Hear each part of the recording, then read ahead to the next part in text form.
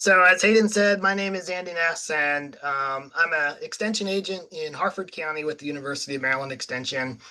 Um, and over the past couple of years, I've been working with tar spot, which is a somewhat new disease of corn, specifically for us here in Maryland in the Mid-Atlantic region. So what they asked me to talk about today was just sort of an overview of tar spot and then some management. So that's what we're going to talk about. First, I'm going to talk about the disease cycle for tar spot. I do want to share a little bit about the history, where it came from, and how it got here.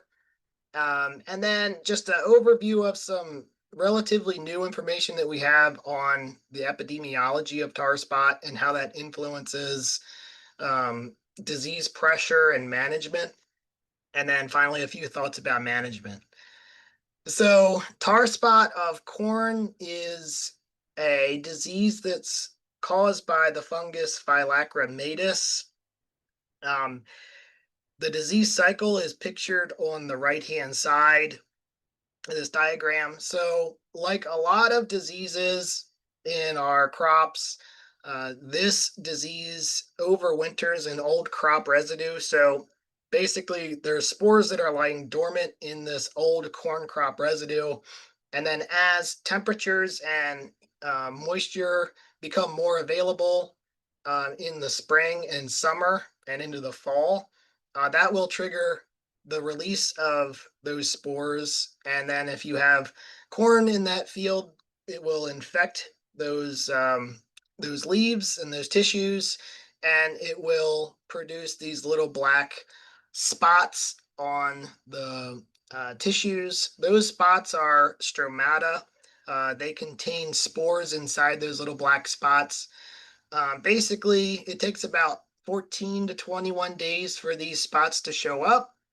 And that cycle can sort of repeat. So new spots will form, they'll produce spores, and then it can repeat for as long as there's conducive weather conditions at play. Um, the one thing about tar spot for this particular disease to become established and thrive, it is kind of a cooler weather type disease. So the 30-day average temperatures really need to be below 75 degrees. So somewhere in the 63 to 74-ish or so range really favors its infection. And I'm going to talk a little bit more about that later, but it's very important.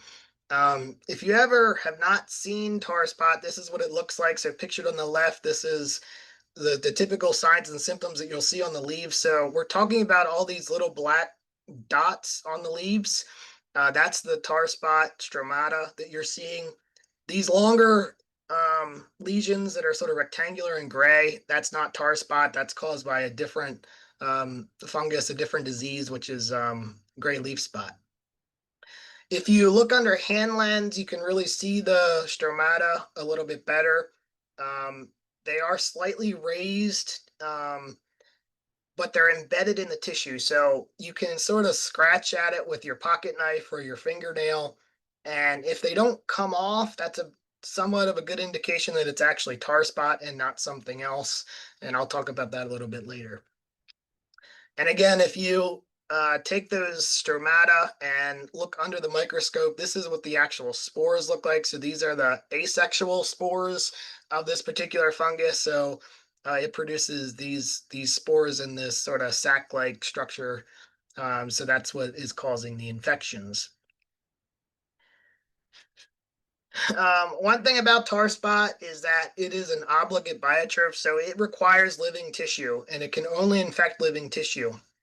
Now, pictured on the right, you're going to say, well, this is obviously a completely dead corn leaf. Why is there tar spot on it? This is typical of what we see at the end of the season. The tar spot symptoms are still going to be very prevalent on those leaves because those stromata don't just disappear; they stay there. So even though this leaf is completely dead and dried, it's at physiological maturity. You can still clearly see tar spot on there. Those lesions were formed when that tissue was still green and alive. I just wanted to point out a couple of lookalikes. So if you're scouting for tar spot, you'll notice a couple of things that could possibly look like tar spot, but it's actually not. So the first one is these little, well, I'll go back. So the first one is these guys here, these little black dots that are on the surface of a leaf. Typically they're found on the upper surface, which is what you would also expect for tar spot.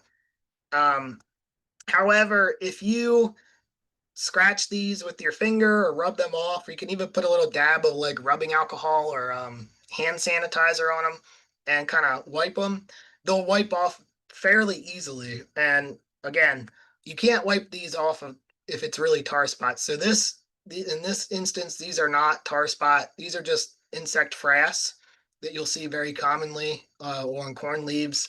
The other thing that you'll notice is at harvest, again, you can see tar spot, but you can also see these other sort of black lesions on the leaves.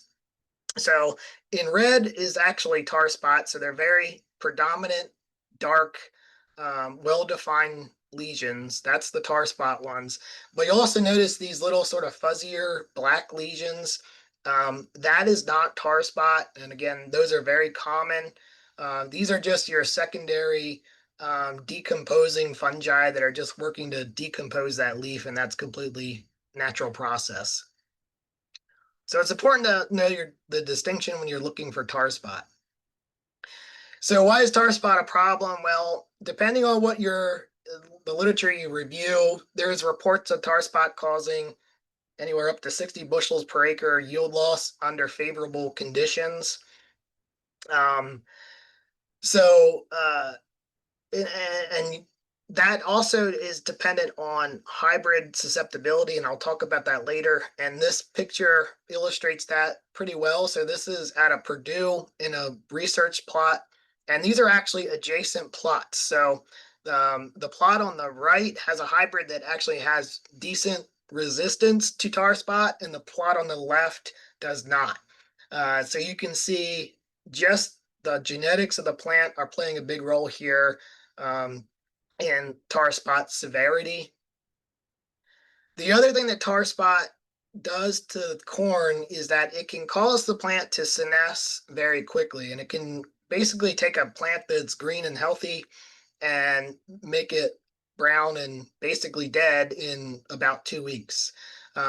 Obviously, that's going to impact grain yield, and it also can make a very challenge for making corn for silage because you can go from too high moisture to sub optimal moisture in a very short amount of time.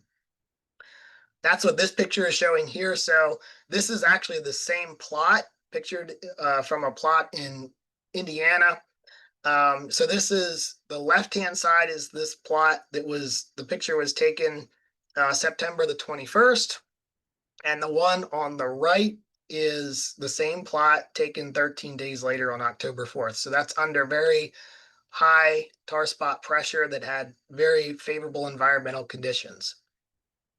So you can see how quickly things can go from looking good to really bad, which is why a lot of farmers are worried about this disease and the implications for our production. Every year, plant pathologists across the United States and Canada, they rank diseases based on losses, bushels lost. And tar spot has been ranked #1 foliar disease of corn from 2021 to 2024 in the United States. And again, that's for the entire country. For Maryland, tar spot does not rank that high. Gray leaf spot and northern corn leaf blight continue to be our biggest disease issues. So let's talk a little bit about the history of tar spot because it is a little bit interesting. So tar spot is actually not native to the northern North America. It's actually endemic to Central and South America in sort of the high mountainous regions of that area where they tend to get maybe a little bit cooler temperatures because of their altitude. It was first found in the United States in 2015 in a few counties in Illinois and Indiana. So that's what the dark shaded, dark red shaded counties are showing on the map. And you can see how it's sort of spread throughout the U.S. Corn Belt, sort of radially, every year since. Um, you'll also notice this interesting jump that it made from central Ohio, to Lancaster County, Pennsylvania. Uh, that's about, as the crow flies, a distance of 300 miles. Um, we know that tar spot can spread around regionally short distances. And when I say short distances, you might be talking a mile or two, certainly not 300 miles. So basically, how did tar spot get from Ohio to Pennsylvania? Basically, people did that unintentionally. We're good at moving things around, unfortunately.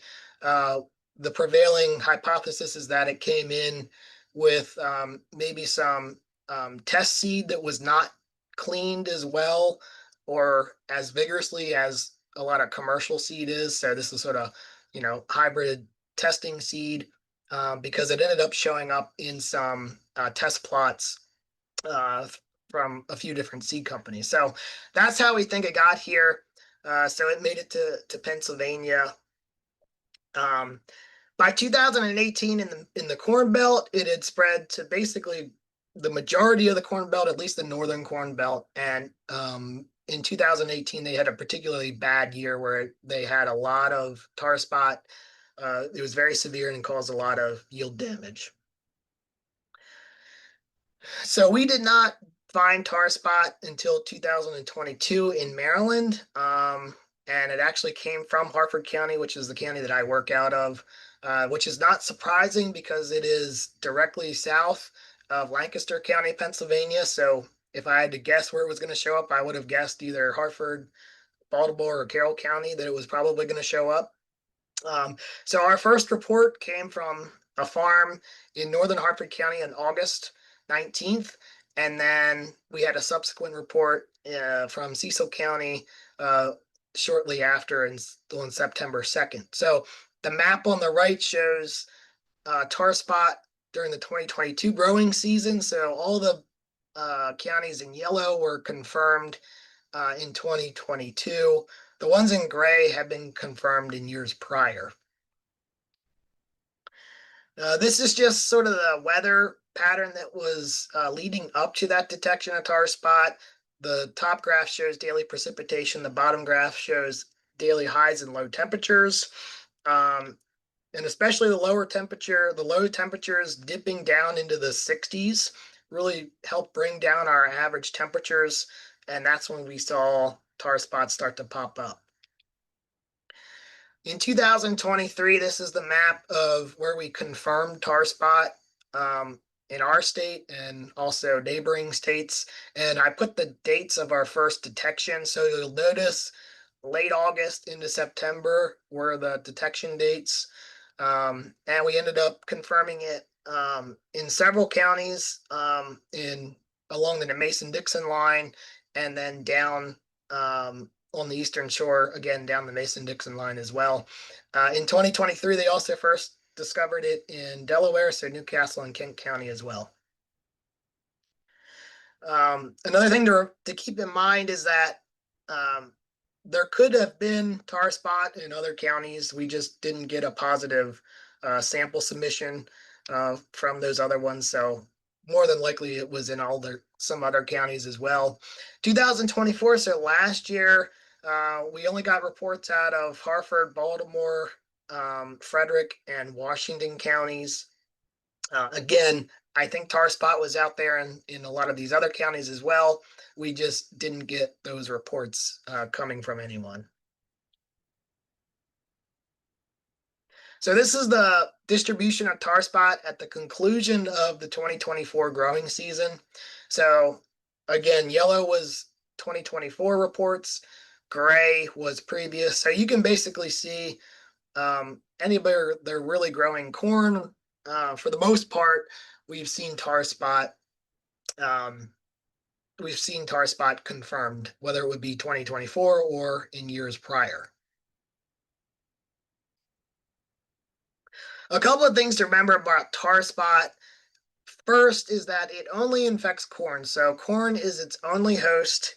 Um, it does, not even sorghum is a host, which is somewhat closely related to corn, but so far we only have identified corn as a host. And I have heard some people, say that they've heard rumors of it being found on soybean or sunflower, and that's not true.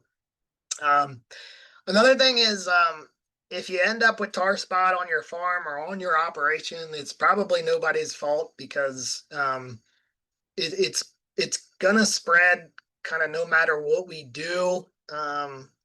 We learned that from COVID, right? If these diseases, these types of epidemics, kind of just tend to spread no matter how much you try to stop it. When it first came into Lancaster County, Pennsylvania, there were actually a lot of farmers that were quite angry, and they were upset about their neighbors because they were blaming their neighbors for moving it and things like that. But in reality, it was going to get here no matter what. Um, if you do get tar spot on your farm or on your operation, one thing to keep in mind is that it's heavily weather dependent, and I'm going to talk about that later. Um, and it's not the end of the world. And I would argue that we're still dealing with other diseases, again, like gray leaf spot, that are far worse for us than tar spot. Um, that being said, there could be instances where tar spot could be bad, and I'll explain that. And we need to make sure we address those factors. Just some general observations that I've made from working with this for the last 3 years here in Maryland. Um, a couple of questions that I have. Are we too hot for tar spot in our region? And I'll explain that later. And is it coming into our fields and establishing too late to really have a grand or any effect on yield? Um, so again, I'll explain that a little bit later.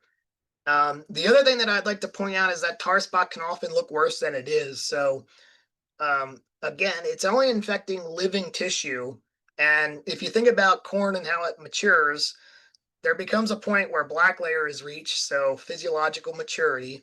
However, there's still a lot of green tissue left on that plant for several weeks after black layer. And oftentimes for us, tar spot is still multiplying and growing on that leaf tissue, but it has no effect on yield because at that point the plant has reached black layer. And that's a really good illustration. This picture is a good illustration of that. So this picture was taken at harvest in this was actually a national corn growers yield plot that I checked for a grower here in my county. And basically all the corn in this plot looked like this. So you had a lot of lesions on these leaves. It looked pretty bad. But to my best estimation, the majority of this came in after black layer. And the wide use of fungicides on corn now, which is keeping corn greener for longer, also allows this disease to progress and multiply after black layer. So basically, this field on the yield check made over 300 bushels to the acre. So I would say tar spot had very minimal or no effect at all on this crop. So it can look worse than it is.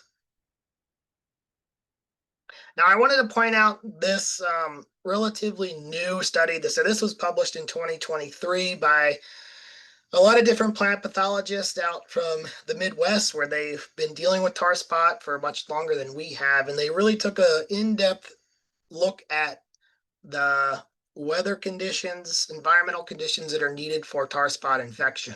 And there's three main points here. Temperature is crucial. Moisture plays a role, but maybe not as much of a role as we thought initially. And then they also determined that we do have some good prediction tools that can be valuable for predicting outbreaks.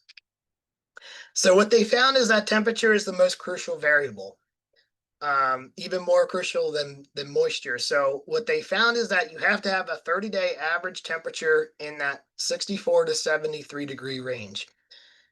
Temperatures over 73 degrees significantly reduce tar spot infection. So that's really a key point. They found that humidity plays a role. And interestingly, you had to be under 90% humidity for 2 to 3 weeks.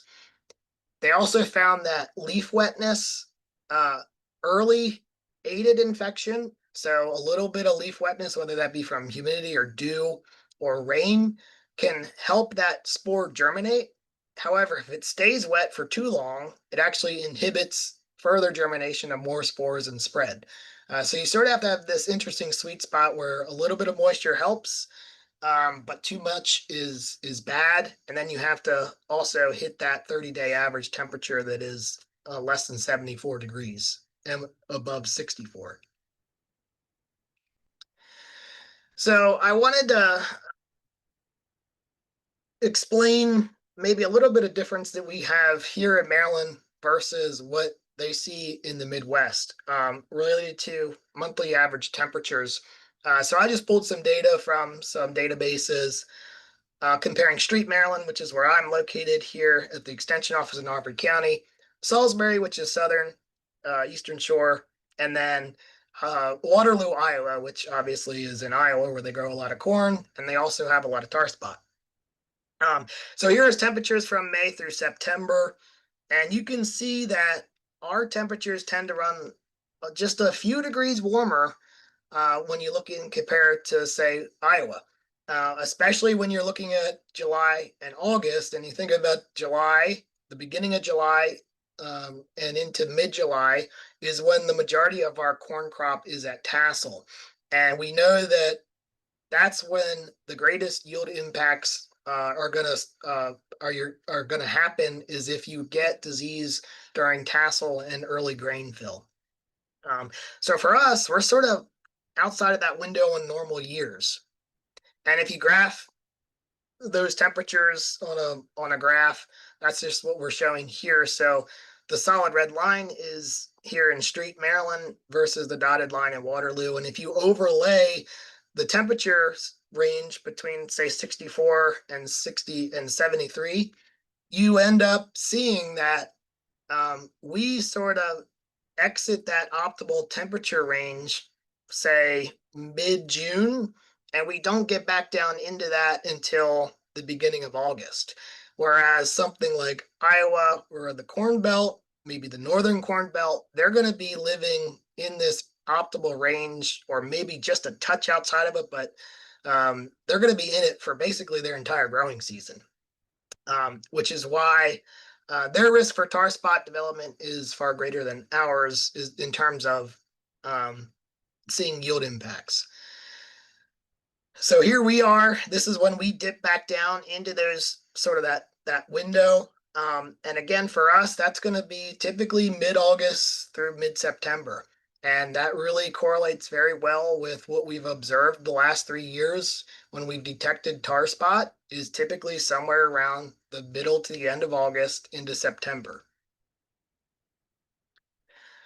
Now, I did want to point out a little bit of an anomaly that happened this year. So if you have been paying attention, you know that this spring and early summer was particularly cooler than normal, at least for here where I'm located. So this plot shows tar spot probability. So basically you can think of this as a percentage of probability of getting that disease development, where 1 is 100%, 0 is 0%. And tar spot probability is plotted in the blue. And you can see from the beginning of May until about the middle of June, we were up there really high as far as probability for tar spot. And that's, again, that's a bit of an anomaly because in a normal year, we would start to drop off somewhere around middle of June or so, or maybe a little bit before that. And you can see currently now, as we're into July, our probability is essentially 0. And again, that's driven by those higher temperatures. I also left gray leaf spot probability on this. So that's the orange one. And you can see the striking difference. So gray leaf spot tends to be a warm weather disease. And you can see that really well here. As those temperatures get warmer and stay warm and we get humidity, which we always have in Maryland, it seems like probability for gray leaf spot is high and remains high. All right, so let's talk a little bit about tar spot management. Some things to consider. So Using resistant hybrids, I put resistant in quotes because there really is no resistance or true resistance to tar spot. Um, but there are hybrids that can tolerate it better than others. Again, here's a picture. There's two hybrids planted. Which one would you rather have? Probably the one on the right because it is tolerating it much better than the one on the left. So try to select hybrids that have good ratings for tar spot, especially if you're planting, say, corn after corn, because you're going to have all that residue left, which is going to be a source of inoculum more than likely for tar spot. The other thing that I will preface is that it can be a little bit difficult to actually determine hybrid resistance to tar spot because up until this point, they were all made based off of field observation. So here you can see this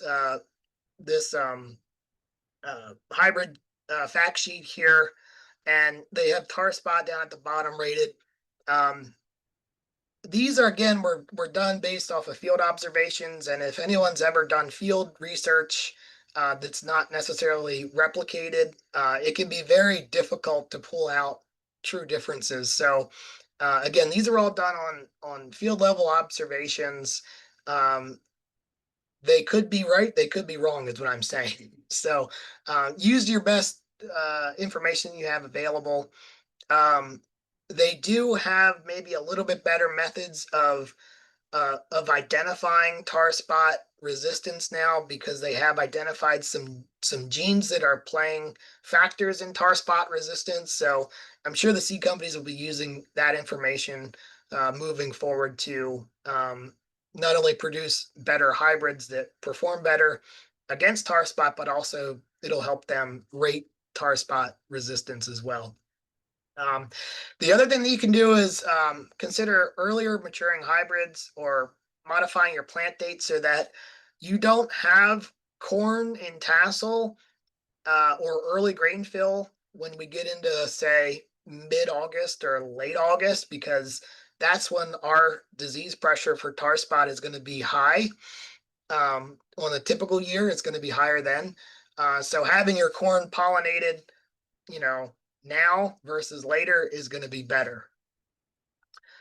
This graph here, this was some work done by Nathan Klacheski in Illinois, just showing tar spot differences and their severity based on different hybrids. So this is just to illustrate the fact that yes, there are differences in hybrid susceptibility. This graph here shows the impact of yield loss based on relative maturity of that corn hybrid. So basically what you're seeing is you're losing fewer bushels on a shorter maturing hybrid, which is the graph on the left, versus a longer maturing hybrid, the graph on the right. I did mention the tar spot overwinters an old corn crop residue. So basically you could think of your old residue as the initial primary inoculum for tar spot. So the spores are going to come out of that old residue into your next crop. So if you're planting corn after corn, that can be particularly problematic, especially if it's in a no-till situation. Things that you can do to maybe accelerate decomposition of that old crop residue can help. I'll say it can help. It's not going to hurt. It's going to help it marginally. It's not going to get rid of it. But things like, disking, vertical tillage, they can help.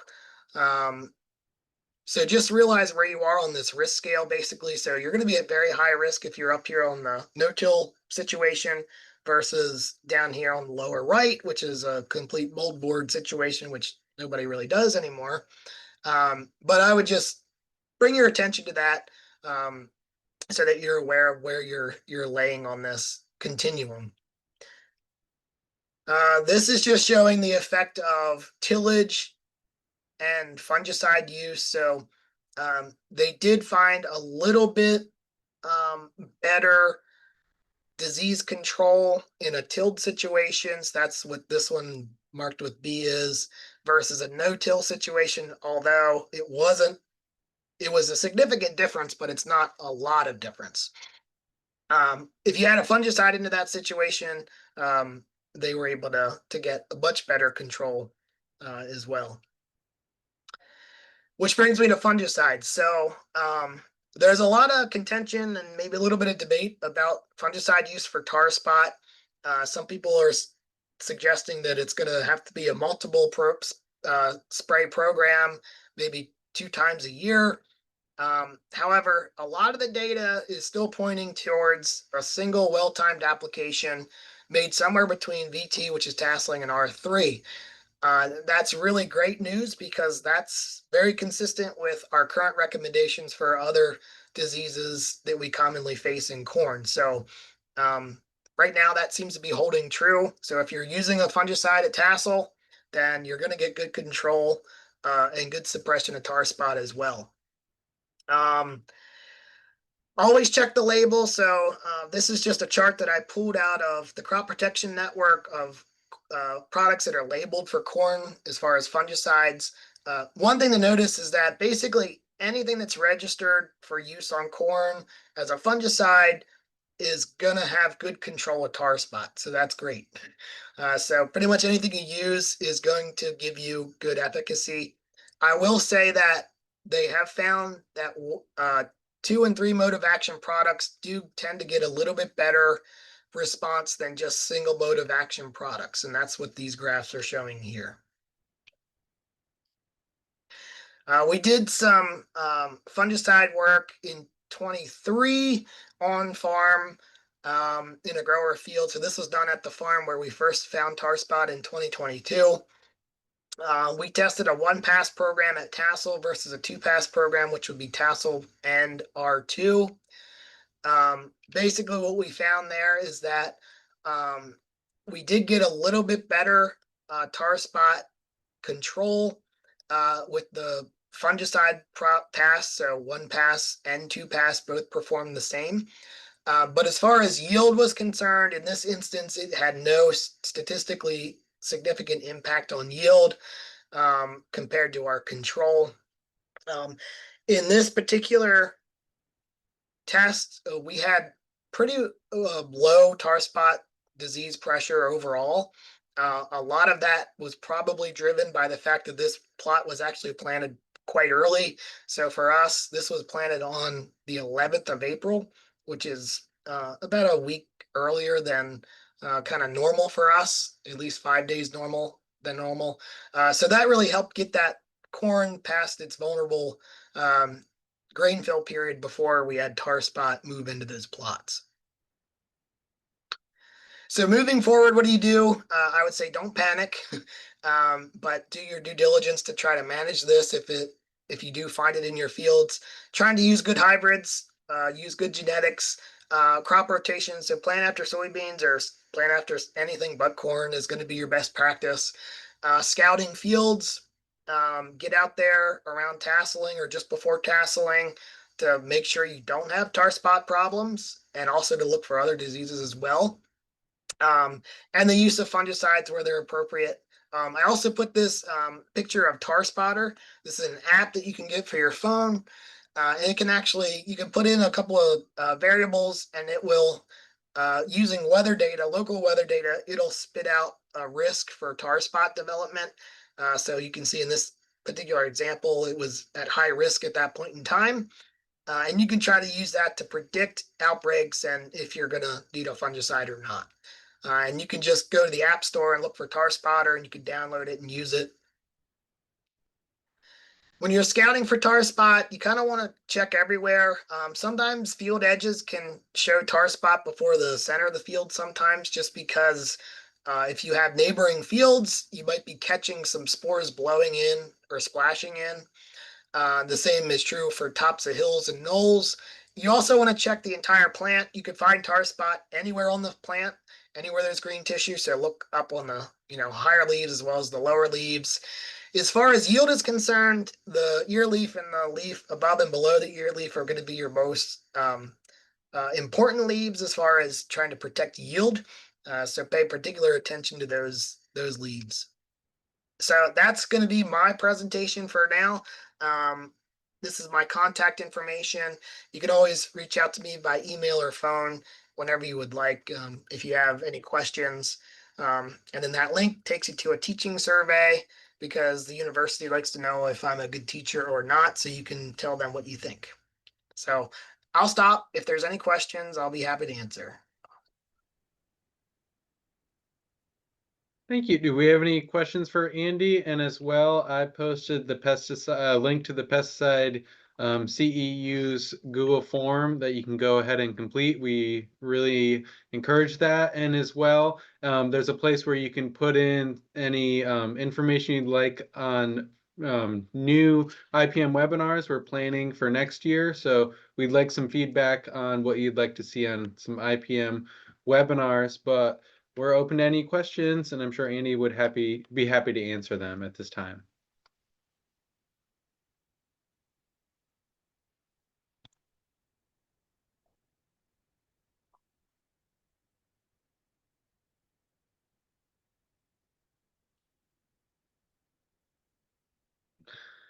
Well, thank you very much for being here with us today, Andy, and I really appreciate you taking the time and talking about this. We're definitely on the lookout here in Southern Maryland to see, if it's coming down and if it's going to be affecting us this year. So once again, if anybody would like pesticide CEUs, please go to that Google form. It does have a time limit on it, so I can see when you posted it. So please don't share it with anybody, but go ahead and fill that out. And we appreciate everybody for joining us here today. And I will get this posted on YouTube within the next couple of days and share the link out. So thank you very much for everybody for attending today. And thank you, Andy.